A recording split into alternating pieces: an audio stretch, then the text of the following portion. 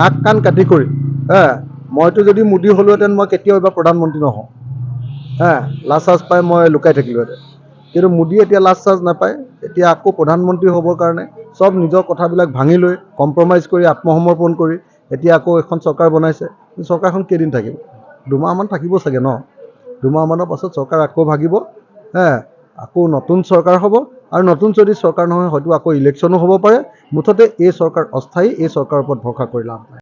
মানে লাজ পাইছে মানে 400 চিটত জিকিম বুলি ভাবিছিলে, আৰু দেশখন তেওঁ নিজৰ অকল জমিদাৰী বুলি নাক কাণ কাটি কৰি মইতো যদি মোদী হ'লোহেঁতেন মই কেতিয়াও এবাৰ প্ৰধানমন্ত্ৰী নহওঁ লাজ চাজ পাই মই লুকাই থাকিলোহেঁতেন।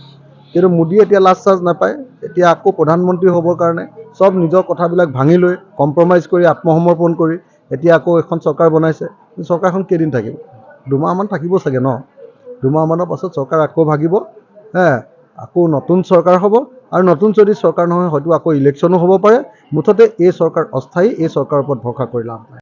মানে লাজ পাইছে মানে 400 চিটত জিকিম বুলি ভাবিছিলে, আৰু দেশখন তেওঁ নিজৰ অকল জমিদাৰী বুলি